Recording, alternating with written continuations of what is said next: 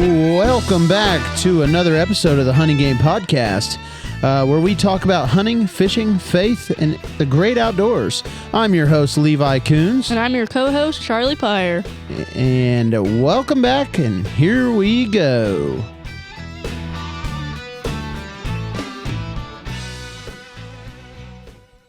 All right, so we're back for another episode, and this week we have...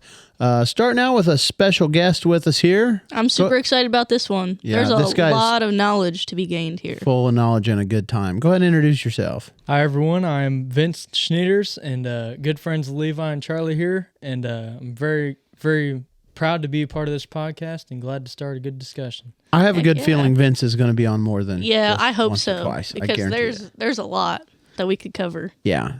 Fun fact, the first time I met Vince was when I was just dating your sister, and we had to go pick him up. And I told him on the way there that I'm going to just pretend to be deaf.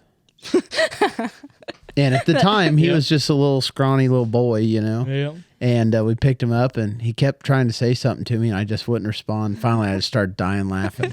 I couldn't help it anymore. I remember that. Yep. Yeah, true story. It was a true story. But that's how we met Vince. So anyways, Vince, you want to tell us about yourself a little bit? Give us a little bit of your background. A little background. Formal background or just whatever. Whatever you feel like saying. Well, I'm Vince. I've been a very, very avid outdoorsman and have appreciated all the natural resources of our world. And I study currently with IU with the environmental science program and focus a lot within the earth and water resources. So discuss a lot between soil geology and forestry is a primary focus of mine and a good passion of mine. And going into work with that is something I've really appreciated and very, very anxious to go into, but happy. Yeah, I guess I'm the only one here that hasn't at least did or currently works at a local tackle shop here. Yep. So. I also work at greatest tackle shop in the Midwest, in my Honey opinion. Creek Tackle. Yeah. It is. Bargersville, Vince, Indiana. What do you do there, Vince? I'm one of the archery technicians there, and I work a lot on any dynamics of any bow, crossbow, servicing, selling, repairing, doing any sorts of that. Also working with any equipment that involves the hunting. He is a master arrow fletcher. Yeah, I fletch a lot of arrows. He does. Every time I'm in there, he's fletching arrows. It's quite a number up I've gotten all the years. Probably up there within above 500 now of arrows I've fletched. Yeah. And it's just been a good experience. A lot of great people I've met at that workplace. Just involving with all these different people has been a very, very helpful thing in my life. So we're going to jump right into something real controversial because he's the bow guy here. Oh, the best bow? Sure, yeah. No, we're not going to go best bow because we know which one's the best. But PSC. Get out of here. Whoa. Yeah, he just lost his spot. Yep, I'm out of the spot. spot. Door's right there, Yeah, never buddy. mind. I sit in the corner. That's fine. That's fine. No, I was going to say, are you a fixed blade or mechanical, and why? So, he's stewing. I haven't. I'm a both guy, if we want to be honest here. Being a hybrid of both, yes. Which they do make hybrid broadheads. They do, which are pretty sweet. Just like the best of both worlds, in a sense. But In a sense.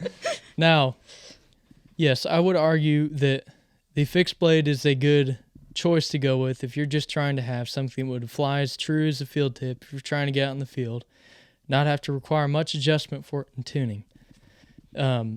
They also provide a great amount of cut surface, which most fixed blades do not. Right. It's a total cut. The downside to them is their force of puncture and the amount of penetration they will provide, which a fixed blade will give more so of because of more forgiveness. It's a very strengthened ferrule and system it has. But I would argue as an average whitetail hunter in the Midwest area that really sits between that 30 and 20 yard range of close timber and brush would manage very well with the mechanical just because you have that cut surface that will reach any artery if missing the missing your mark, missing the vitals. Right, because accidents happen. Accidents will happen. Bow hunting, it provides to every bow hunter that's been around for a while.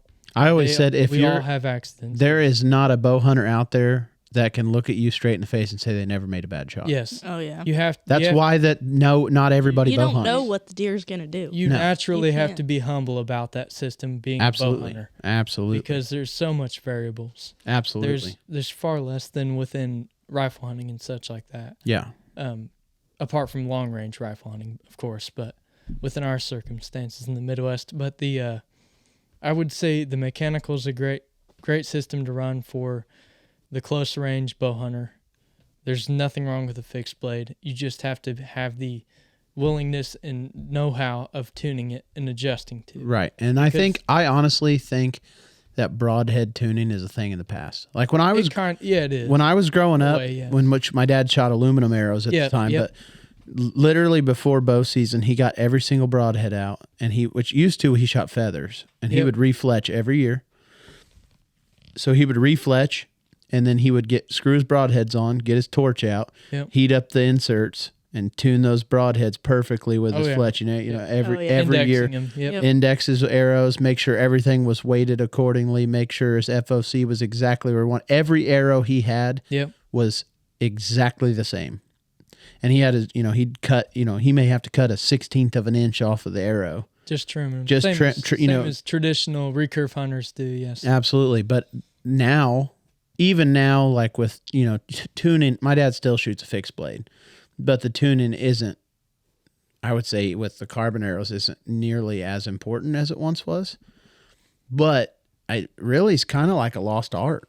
I mean, I really don't hear people tuning. I mean, the serious guys obviously still The guys that shoot long range, 80, 100 yards. right. Which my dad used to go. Yeah. My dad used to go to 3D shoots. They'd go 80 to 100 yards on 3D shoots, which was funny. My dad went to a local 3D shoot one time. Yeah. Used to literally, my mom and dad, when they were first married, they traveled all around the Midwest to bow shoots. My dad and he had a group of buddies, and they would go camp and shoot bows at these competitions. Well, they went to a local shoot one time, and it was a hunter class, so max 30 yards. Yep. And he aced the course. Well, when he got into the awards, one of the main guys was like, "Oh, this guy cheated," on and on and on. My dad was like, "You know what? Keep your trophy. I don't want it. I don't want a prize money trophy, whatever." He said, "Next week or the next month, I'm coming back and you're shooting with me." Yep. And my dad aced the course again. The guy was with him. He was like, "Well, I'm sorry, but here's your trophy. 2 weeks now. Here's your trophies." And my dad said, "Why don't you put those trophies where the sun don't shine? I'm never coming back." And he's like, I'm not positioned to sit. Yeah, he's like, I'm not out here Yep. trying to show off or try to brag. He's like, but I shoot regularly. He goes, I'm doing this for fun. He's Yeah. like, but I go shoot 100 yard targets, 3D shoots all the time. Like that's what they did for fun. Yeah. And so that's, but that honestly, technology wise, I think we're in the golden age of archery, but Yes. Yeah. skill wise, the generation before us was definitely the golden age. They were. If they were paired with that technological advancement we're at now, it would be. I mean, we probably wouldn't have the same deer population Yeah, we'd have it's now. like what's bow hunters, yes. what's crazy. My dad bought a high country in it was probably early '90s, and it was the first machined aluminum riser bow. Yep. Instead of a molded. Yep. Yeah, and it was like, I think he said it was like almost $1,000 back then. It was high end. God. But it was It like required so much. crazy new It technology. required so much for them to accomplish it. Absolutely. Yeah. Beforehand, a Bear Whitetail 2, like a double pulley Yeah, yeah. There bow, you go. with steel cables All and the stuff. steel cables. Yeah, and the bows were, 65 inches long. They See? were very long. It's like a recurve with a pulley. Yep, yes. yep. And they Block did and the tackle. big overdraws and Yeah. short arrows, but they were heavy. And But they got all the speed they could within those. absolutely What they could. Yeah. It was a hell of an era for archery. Yep. But now, we have so much technology out there. That's why I always ask that question. So the first deer I ever shot with a bow, 20 yards, I lost it. And it was a good shot, but I was using the old Wasp fold over mechanicals. Yep. And they didn't deploy. Or they did, and the kinetic effective. energy it took out. Yeah. Because, when I first started bow hunting, I was probably pulling like 45 pounds, Mm-hmm. Well, with a mechanical broadhead, which honestly at the time, it wasn't like Dad bought the mechanical broadheads for my bow because they were cool. Honestly, he probably had them sitting around. Just gave him. And he was like, this yep. boy's just getting into bow hunting. And Yep. at the time, you spend a bunch of money on broadheads for what, But I never found the arrow, never found the deer, never found any blood. I know I hit it good. So after that, he's like, never, screw that. And I started shooting fixed blades. And I shot fixed blades up till about 2-3 years ago. I shot, I shot the old Wasp fixed blades, and I shot Muzzy 125s, 3-blade. And then I went to the MX3s. And then my last fixed blades, I had Muzzy MX4s. Now, they've got a good cut. Yeah, oh yeah. But I bought a Matthews bow, and it came with 6 arrows with 6 Rage broadheads. Mm-hmm. And I was like, those are expensive. Yeah. I'm shooting them. Yep. And the first doe I shot with them, it wasn't a hard blood trail. Yeah. I was like, I'm sold. But I shot 2 or 3, I think 3 more deer with those broadheads and was thoroughly unimpressed.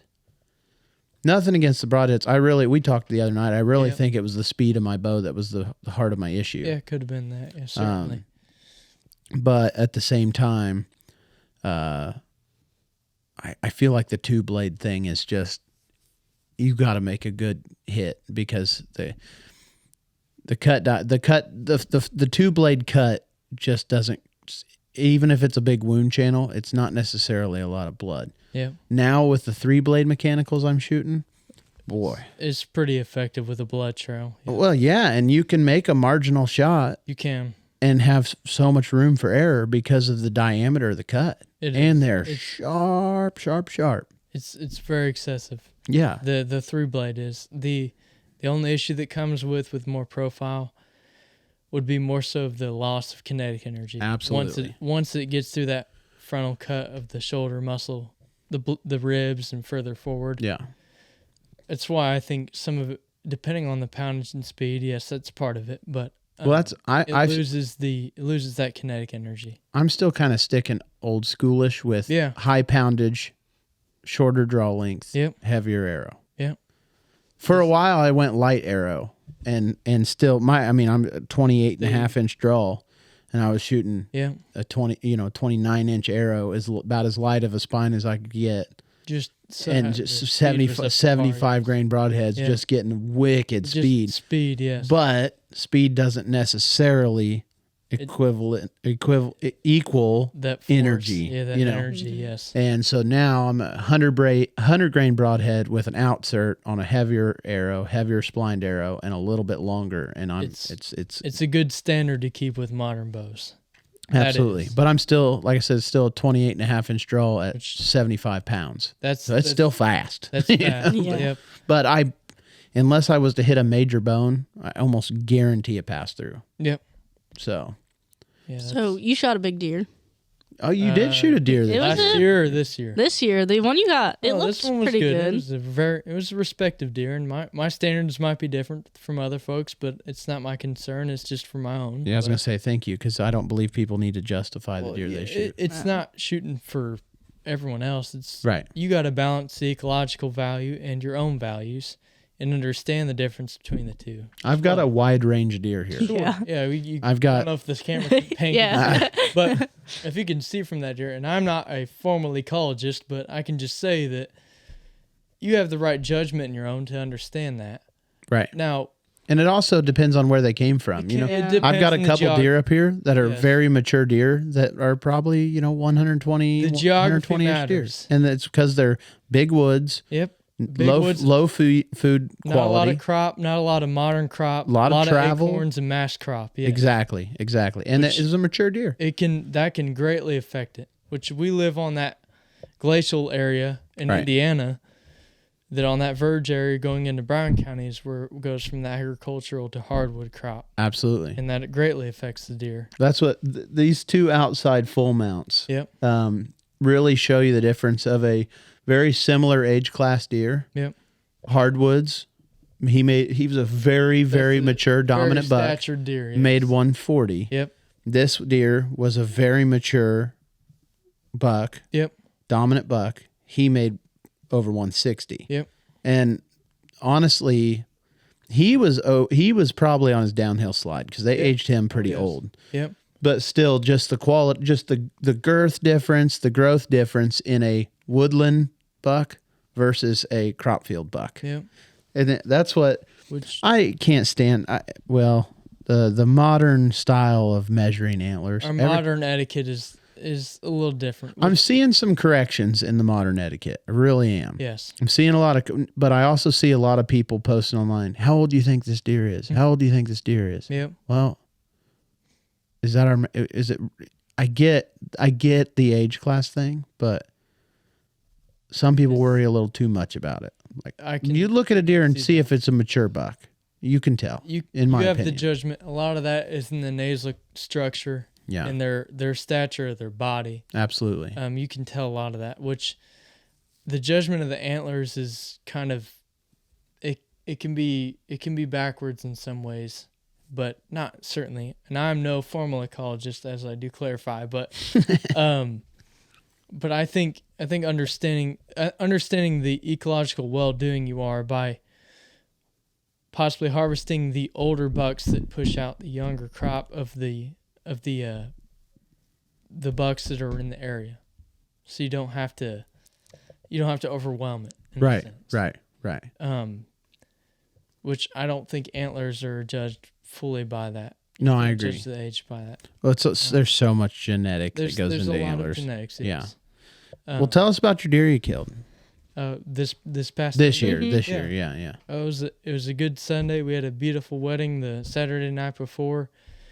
My dad was very fixated on us just having a good Sunday morning and hunting together. I love that. Which is you got to cherish every minute of things like that, because once you become an older man, you lose a lot of that more than you do. Absolutely. Or a woman, well, man, I don't specify on that. I'm just saying any individual, as you age, a lot of that goes away. Absolutely.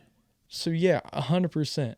Just going on that hunt, especially with my dad, because it's one thing I've discussed with friends between solo hunts and with close members is it's fulfilling to do that.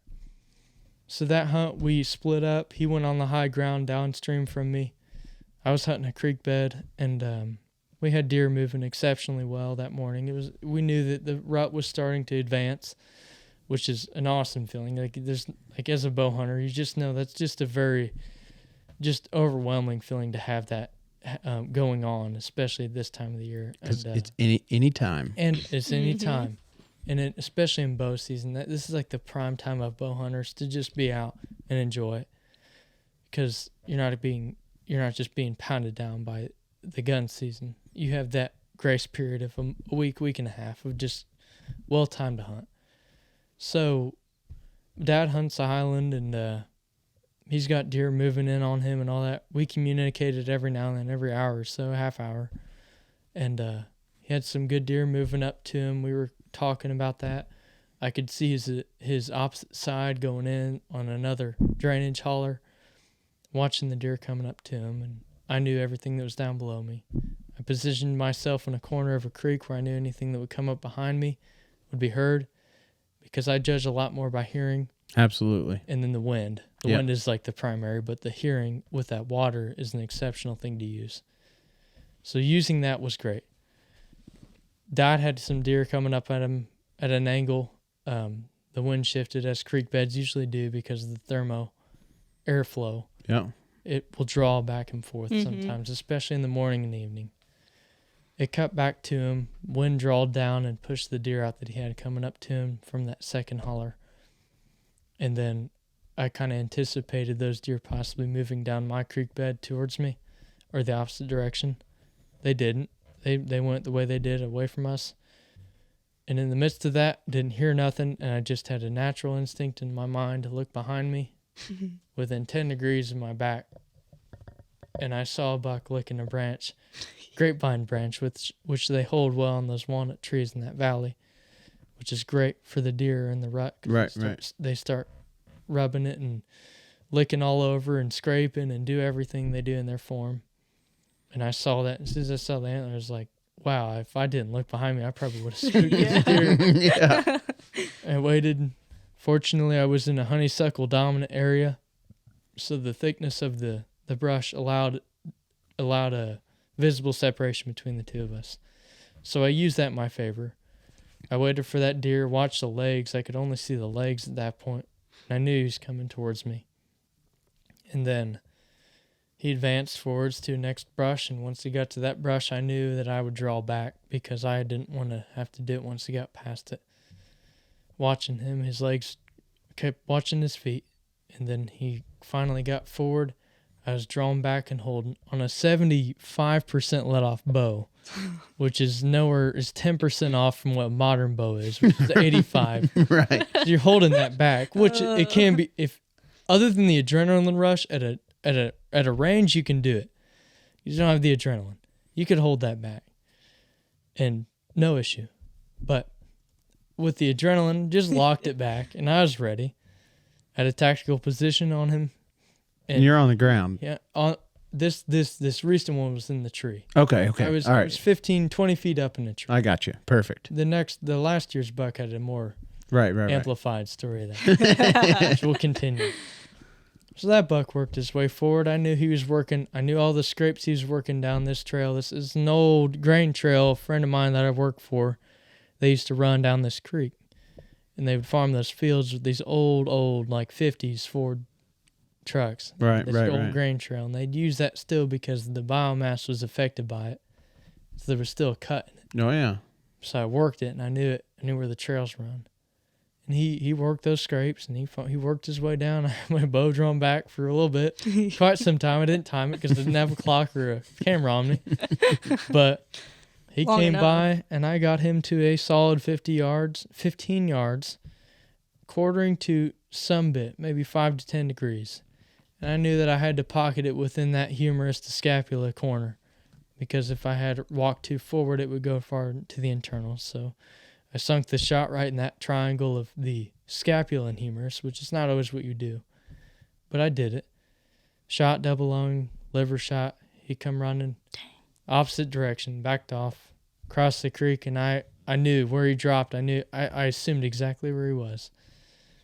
And we used that trailing him back with blood spurts on both sides. It was exceptional.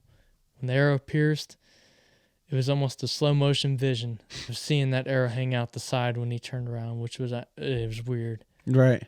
You could see the fletchings hung up because I bumped the humerus bone, formerly in a human, but not, I don't know about deer, but that's what it was. I got in the shoulder. It bumped it. I'm not a health specialist, but I'm just saying that.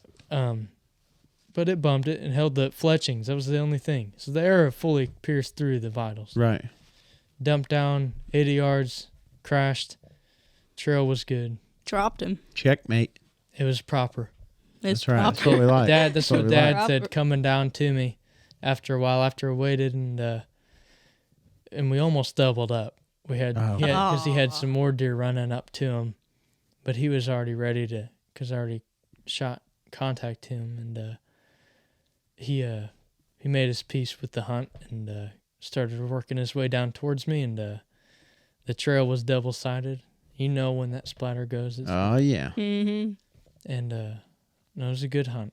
It was a very fulfilling hunt. Yeah. Well, congratulations. Did with him, yeah. I actually had one of the coolest deer encounters this morning that I've ever had. I've had some cool ones, but this one was pretty unique. So yeah. This morning I actually got in the woods later than I wanted to. Didn't sleep great last night. Woke up. Yeah. I left. I was up and ready in time, but I left too late. I didn't do my math right. And so anyways, I got down there. Dad was already in his tree. Normally to go to the stand I was going to, I cut in the woods, kind of go up the edge of the hill, go up and then come out into the field about halfway down, mainly because if there's deer in the field, I can avoid jumping them out of the field. Yep. I can just cut half the field off and then slide right down the edge to my stand. You have a good angle on them, yes. Yeah, well, this morning, Dad was already in his tree. Well, I go past his tree to do that walk. So I was like, screw it. I'm just going to straight line across the middle of the field. It'll be fine. So I'm just walking across the field. It's early. It was legal shooting light, but it was still pretty early. Yeah. I'm just walking across the middle of the field. I'm in the middle of the field. I'm not expecting anything. And I was just kind of enjoying the sunset, and I look up, and there's this buck just walking straight line out in the field in front of me. And I'm like, whoa. He's probably about 100 yards at this point. So immediately, I didn't even have an arrow in my bow or anything. I just got down on my knees and kind of squatted low. I went ahead and knocked an arrow, got my release on, and I'm looking, and I'm like, I'm pretty sure I knew which buck it was. Not for the property I'm on. Not quite what I was looking for. He was decent, but he's young. So I was like, well, I'm probably not. We'll just see what happens. But I still would like to have an arrow knocked, We're in the rut. Things can, crazy things can, You gotta be ready at any moment. Yes. So he comes, normally when they cut across the field, they go straight, because the field's like a peninsula in the woods. Normally they just cut straight across. Well, this buck comes about straight ahead of me, and he starts curving around. And I got it on video because I decided I wasn't going to shoot. So I grabbed my phone and started videoing. He came in and he got within like 20 yards and no idea. I'm in smack dab in the middle of the field. Yeah. And he just curved around, which that was a true sign that the rut's on. Oh, yeah. Didn't care and while you were there. He came right along, and I took a selfie video because I was like, I'm in the middle of a field. But I've proved it many times. If you squat down like that, they don't associate you with a human. They see you as a blob. You're something. Stump or something they're curious of, yes. Exactly. Yep. So he came around, didn't pay any attention, and then finally he like just stopped and looked at me. Without a shadow of a doubt, I could have drawn back and smoked him. Oh, yeah. Like he was close enough in range and oblivious enough that I could have just drawn back and hit him. And we had a stare off for about 5 minutes. Yeah. And then he just kind of flickered the tail and just kind of ended up turning a 90 and going down towards the woods.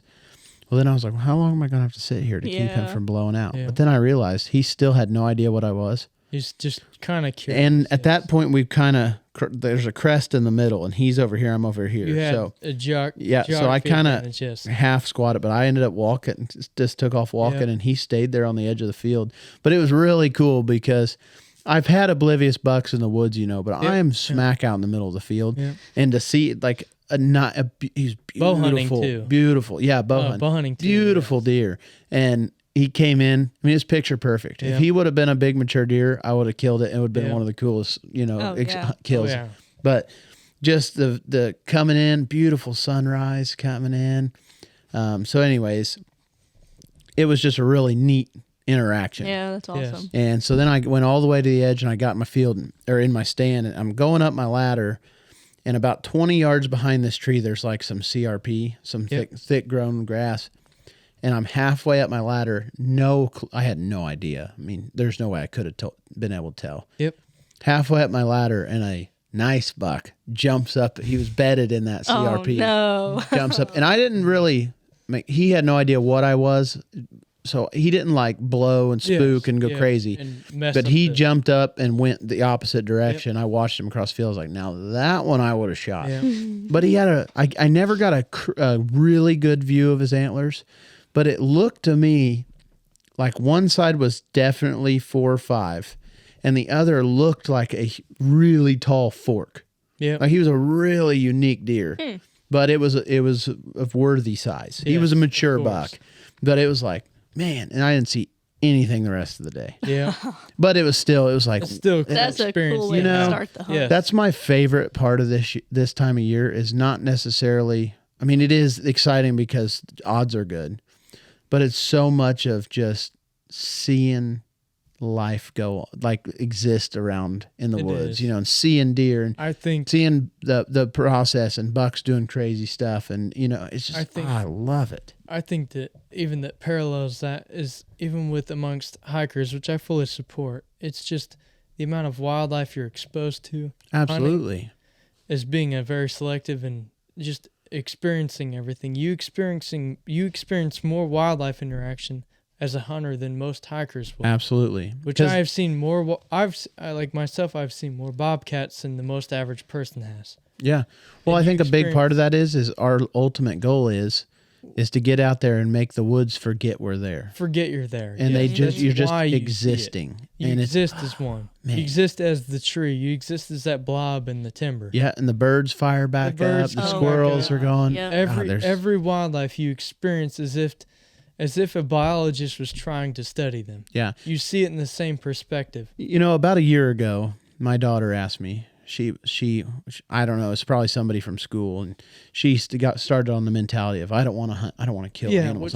Younger kids do get right. that. Now she's ready to, she's asked me today, when's gun season? I want to go. And I'm like, well, we need practice. But it was just me and her in the car one day, and she was like, I just don't know. I don't understand why you kill deer. I said, well, it's multifaceted. I said, one, I truly believe that God put animals on this earth for us, for survival, honestly, for food. I said, but I hunt deer, and I have so much passion, love, and respect for that animal that it's indescribable. Certainly, yes. And I said, I don't just go out and kill deer for fun. I respect that animal. And part of the reason that I hunt is because of my just overwhelming love and passion for wildlife and the outdoors. Yeah. Mm-hmm. It is a very deep connection.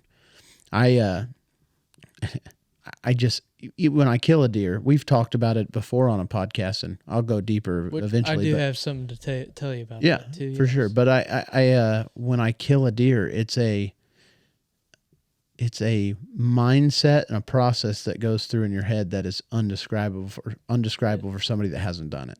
But it's pure respect. It is. I'm not out there to kill. You are not being a belligerent individual. Absolutely. Yes. Absolutely. Yep. What were you going to say? Just about taking a life. I have a weird angle on being ecstatic and smiling. You should be very proud of doing it. Yeah. You should be, because you accomplished it. I just have a strange, this is me, this is not directed towards anyone else. I have a very, very serious perspective on it. Yeah. It's why I don't try to act so ecstatic about it. Yeah. Because of taking that life and you respect it. It's a humble situation. It is the humbling experience, which you shouldn't. I choose not to. Not saying anyone else shouldn't, but you should be very happy about that experience and accomplishment. Just don't overwhelm it by too much excitement, but also think about that life. Absolutely. But you can't. That's why I literally always say a prayer when I kill a deer, because I'm so thankful and so grateful. But I honestly, most of my pictures with deer, I don't at all have against the smile in the pictures. No, because you've accomplished it. Exactly. It's the accomplishment and the success that's got my smile. You have it. Yeah. But I always take a straight face picture. And one time when my sister was a vegan, she commented, she's like, "Why you look so angry?" Yep. And I said, "It's not angry." I said, "It's more. It's like a face of a warrior." Because I'm not celebrating the fact that I took the life of a deer, but I'm celebrating the blessing that I just received. It's purely a blessing. And the respect I have for the animal, and the fact that I went into that animal's environment and outsmarted them. Conquered them. And conquered that animal. You achieved it. It's a pure, purest form of feeling that I feel like a human can feel. In that situation. From just the simple primal connection to modern human. Absolutely. Which we have that right, and we should do it we certainly should expect that respect towards the animal. Absolutely. It's just a weird position I have. It's not weird, but I agree with it. Something you should hold. Mm-hmm. I agree with it. I do too. I agree with it. I think that's one thing that sometimes bothers me about people that get into hunting simply for the sport. It's why a lot of the hunting shows I can't stand to watch because that. They overwhelm this. Yeah, absolutely. Yes. Well, hey, we're going to go to a break, take a minute, get a breather, get some water. Yep. And then I think it's time we're going to bring on our other guest. Double down for you guys today. We're going to double it down, but just so everybody's aware, Vince will be back. Yeah, I will. We could spend. We actually talked the other day. We could spend hours. We could be here all night. Yep, definitely. Being with good friends, I can discuss a long time. I love talking with good friends. Yeah. Absolutely. So we're going to go to a break here, change gears a little bit, and we'll be right back.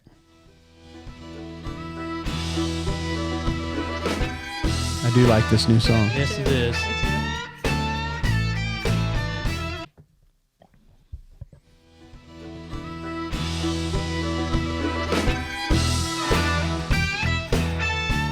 All right. Welcome back. We had a little short break.